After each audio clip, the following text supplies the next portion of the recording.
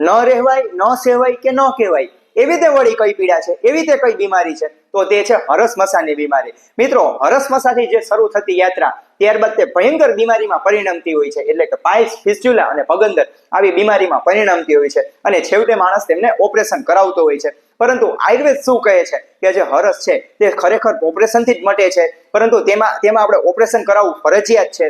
અને આયુર્વેદ શું કહે છે તે જરૂરથી જાણીએ. પરંતુ એ પહેલા જરૂરથી અગત્યની વાત એ કરીએ કે બે પ્રકારના હરસ એટલે કે અર્શ કહેલા છે, એટલે કે રક્તર્શ અને શુષ્ક અર્શ. એટલે કે જે હરસમાં લોહી પડતું હોય તેને આપણે બ્લીડિંગ પાઇલ્સ તરીકે ઓળખીએ છીએ, અને જે હરસમાં લોહી ના પડતું હોય તેને આપણે સૂકા હરસમસા તરીકે આપણે ઓળખીએ છીએ. પરંતુ મિત્રો, આજે વિડીયોના અંતમાં જરૂરથી એ અગત્યની વાત કરીશું કે સૂકા હરસ હોય કે પછી બ્લીડિંગ પાઇલ્સ હોય, આ બંને હરસમાં તાસીર અનુસાર એટલે કે કોઈ પણ તાસીર હોય તો તેના માટે સૌથી શ્રેષ્ઠ અને સૌથી નિર્દોષ ઉપચાર કયો છે. તો મિત્રો, કેમ છો? મજામાં? હું છું ડોક્ટર રાજન, અને મિત્રો, આવી સચોટ હેલ્થ સંબંધિત ઉપયોગી માહિતી મેળવવા માટે આ ચેનલને સબસ્ક્રાઇબ કરવાનું ના ભૂલશો. અને અગત્યની વાત એ કરીશું મિત્રો આજે કે આયુર્વેદના મહાન ઋષિ એટલે કે મહર્ષિ ચરક પણ કહી ગયા છે કે હરસ શું કામ થાય છે. તો તેની પાછળ એવા મુખ્ય 3 કારણ કે સૌથી પહેલા કે જ્યારે આપણો અગ્નિ મંદ છે, એટલે કે આપણા શરીરમાં રહેલો જે પાંચક અગ્નિ છે તે મંદ છે, તેની કારણે આ બધી તકલીફ થતી હોય છે. એટલે કે જે તમે લીધેલો ખોરાક છે તેમનું બરાબર પાચન ન થતું હોય, એને કારણે આજે હરસ નામની બીમારી આવતી હોય છે.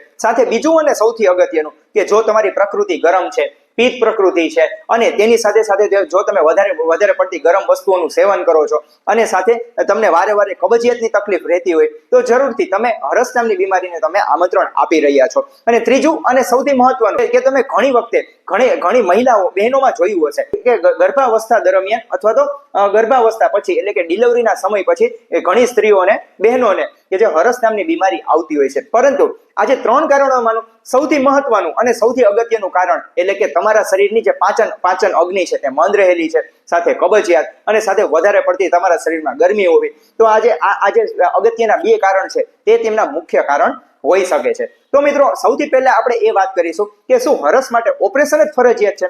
ઓપરેશન જ એક ઉપાય છે કે એ સિવાય બીજા કોઈ પણ ઉપાય જ નથી? આયુર્વેદમાં શું કહેલું છે તે જરૂરથી જાણીએ. તો આયુર્વેદમાં ક્ષારકર્મ, શસ્ત્રકર્મ, અગ્નિકર્મ અને દવા એટલે કે ઔષધીય ઉપચાર એવા આજે ઉપચાર જણાવેલા છે. તો તેમાં સૌથી પહેલા એટલે કે જે લોકોને સેકન્ડ અથવા તો 3rd ડિગ્રી પાઇલ્સ એટલે કે જે લોકોને થોડા મસા બહાર આવેલા છે, સાથે લોહી પડે છે એટલે કે બ્લીડિંગ પાઇલ્સ છે, અથવા તો સૂકા મસા છે, સૂકા હરસ છે, આવી તકલીફ રહેતી હોય તો તેવા લોકોને જરૂરથી ઔષધીય ઉપચારથી તે લોકો જરૂરથી ઠીક થઈ શકે છે. પરંતુ અગત્યનું કે પ્રોલેપ્સ પાઇલ્સ એટલે કે 4th ડિગ્રી પાઇલ્સ એટલે કે બહાર વધારે પડતા આવી ગયા હોય અને સખત લોહી પડે છે એવા મસા એટલે કે જે ઝુમખા જેવા લટકતા હોય એવા મસા માટે જરૂરથી તેમને ઓપરેશન કરાવવું પડતું હોય છે. એટલે કે તેમાં જરૂરથી તમે આયુર્વેદ પદ્ધતિ એટલે કે ક્ષાર સૂત્રથી તમે ઓપરેશન કરાવી શકો છો. પરંતુ ખાસ વાત યાદ રાખવાની એ છે કે જો તમે ઓપરેશનથી મસા મટાડો કે પછી દવાથી મસા મટાડો, પરંતુ જો તમે આ વાતનું ધ્યાન નહીં રાખો તો જરૂરથી તમને ભવિષ્યમાં હરસ કે મસા થશે. હા મિત્રો, તો તેવી કઈ વાત છે? તો તે છે જો તમારી પાચન શક્તિ જો તમે મંદ રાખશો, એટલે કે જો તમારી પાચન શક્તિ બરાબર વ્યવસ્થિત નહીં રાખો, અથવા તો જો તમને વારે કબજિયાત રહેશે, અથવા તો જો તમારા શરીરમાં ગરમી રહેશે, તો તમને જરૂરથી હરસ અથવા તો મસા થશે જ. હા મિત્રો, તો અગત્યની વાત એ છે કે ઓપરેશન કરાવતા પહેલા જો તમે આવા નિયમોનું પાલન કરશો તો જરૂરથી તમે કદાચ ઓપરેશનથી પણ બચી શકો છો. અને ઓપરેશન પછી પણ જો તમે આ નિયમોનું પાલન નહીં કરો તો જરૂરથી તમને પછી પણ હરસની તકલીફ રહેવાની છે. તો તેના માટે આપણે કેવા આહાર વિહારનું પાલન કરવાનું છે? તો મિત્રો, સૌથી પહેલા એવો આહાર વિહાર કરીએ કે જે તમારું પાચન સુધારે છે અને જરૂરથી ગરમ વસ્તુને તમે જાકારો આપો. એટલે કે તમે રોજના દિવસના ભોજનમાં રીંગણ છે, બાજરો છે, કે પછી તીખા મસાલા છે, તીખું તળેલું અથવા તો વધારે પડતું તેલ વાળું છે, અથવા તો મેંદાવાળી વસ્તુ છે, અથવા તો બેકરીને લગતી આઈટમ છે, તે વસ્તુને જરૂરથી તમે તમારા ભોજનમાં તેમનો ત્યાગ કરવો જોઈએ. સાથે અગત્યનું કે તમારે રોજના જીવનમાં ફાઈબર રીચ ડાયટ લેવાનો છે, એટલે કે રેસાવાળા યુક્ત તમારે શાકભાજીને તમારા ભોજનમાં સ્થાન આપવાનું છે. અને સાથે મિત્રો, વધારે પડતો વ્યાયામ તે પણ હરસ થવાનું એક કારણ હોઈ શકે છે. હા મિત્રો, એટલે કે જો તમારું વજન વધારે છે અથવા તો જો તમારી પ્રકૃતિને અનુસાર જો તમે વ્યાયામ કરશો, એટલે કે લિમિટેડ માત્રામાં જો તમે વ્યાયામ કરશો તો જરૂરથી તમારું વજન પણ ઘટે છે અને સાથે જે તમારી હરસ જેવી તકલીફ છે તેનાથી પણ તમે બચી શકો છો. સાથે મિત્રો, લાઈફસ્ટાઈલમાં ફેરફાર કરો. એટલે કે જો તમારું જીવન બેઠાડું રહેતું હોય, અને આ સમય દરમિયાન મારી ઓપીડીમાં મેં ઘણા બધા પેશન્ટ જોયેલા છે કે કહેતા હોય છે કે અમારે સતત બેસવાનું જ રહેતું હોય છે, અમારે સતત ઓફિસ વર્ક કરવાનું રહેતું હોય છે, સવારથી તો લઈ સાંજ સુધી અમારે કોમ્પ્યુટરની સામે બેસી રહેવાનું હોય છે. એટલે તમે અમને એવી દવા આપો, પેટ સાફ કરવાની દવા આપો કે અમારે ફટ દઈને રિઝલ્ટ મળવું જોઈએ. પરંતુ તેવું નથી. તેની જગ્યાએ આપણે ફટાફટ પેટ સાફ કરવાની જગ્યાએ જો આપણે પાચન સુધારનાર આપણે ઔષધિ લઈએ, પાચન સુધારનાર આપણે ચૂર્ણ લઈએ અને ત્યારબાદ જો આપણે પેટ સાફ થશે તો જરૂરથી આપણા શરીરમાં ગરમી પણ વધતી નથી અને આપણા શરીરમાં જે વધી ગયેલું પિત્ત છે તે ઘટી જતું હોય છે અને પરિણામે આપણે હરસ જેવી તકલીફથી આપણે બચી જતા હોઈએ છીએ. તો મિત્રો તેના માટે પ્રકૃતિને અનુસાર આપણે એવી કઈ દવા કે જે આપણે હરસ છે તે આપણે બચી શકીએ છીએ અને આપણે હરસ જેવી બીમારીથી આપણે અસહ્ય જે દુખાવા છે આપણે છુટકારો મળતો હોય છે કે તે દવા આપણે ગરમ પણ ના પડે અને આપણે હરસ પણ મટે. તો તેવી રીતે વળી કઈ દવા છે તો તે છે હરડે એટલે કે હરિતકી. હા મિત્રો, કે ભગવાન હરિને પણ પ્રિય એવી ઔષધિ એટલે કે હરિતકી. હરિતકી છે તો તેની સાથે ગોળ એટલે કે જે જૂનો ગોળ છે તે અને થોડી હરિતકી એટલે કે હરડે પાવડર નું જો આપણે જરૂરથી રાતના સમયમાં જો આપણે સેવન કરીશું તો જરૂરથી તે આપણે અરસોદની એટલે કે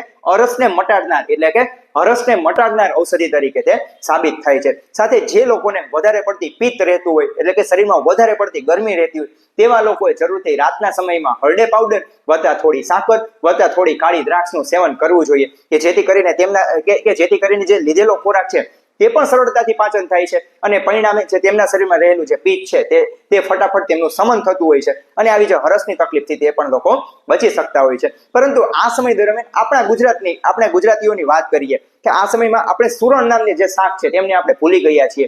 જે સુરણ છે તે સુરણ તે હરસનો તે દુશ્મન ગણવામાં આવે છે. એટલે કે જે સુરણ જો તમે ખાશો તો હરસ ફટાફટ ભાગે છે. હા મિત્રો, તો જરૂરથી આપણે સુરણને ભોજનમાં સ્થાન આપવું જોઈએ અને મિત્રો જરૂરથી તાંદળજો છે, લીલા શાકભાજી છે, લીલા રેસાવાળા શાકભાજી છે તેનું આપણે જરૂરથી સેવન કરવું જોઈએ.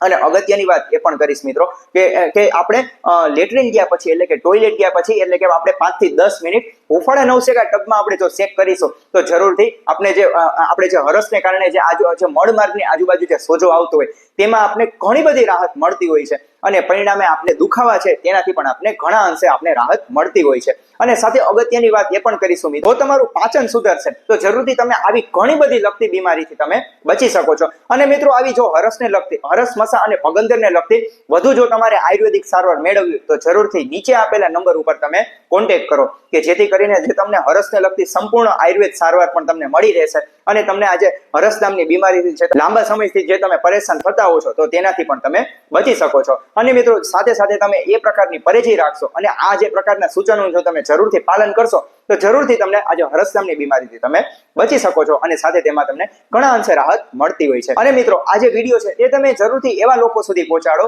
કે જે આ સમય દરમિયાન હરસની તકલીફથી અવારનવાર પરેશાન થતા હોય છે. સાથે જે લોકોનું પાચન પણ મન છે તો જરૂરથી તે લોકો આવા સૂચનોનું પાલન કરશે અને જરૂરથી તે લોકો પણ તેમને જે પૂરેપૂરા સ્વાસ્થ્યને તેમને લાભ મળતો રહે છે. અને મિત્રો આવી વધુને વધુ ઉપયોગી હેલ્થ સંબંધિત માહિતી મેળવવા માટે આ ચેનલને સબસ્ક્રાઇબ કરવાનું ના ભૂલશો. ત્યાં સુધી સ્વસ્થ રહો, મસ્ત રહો, હેલ્ધી રહો.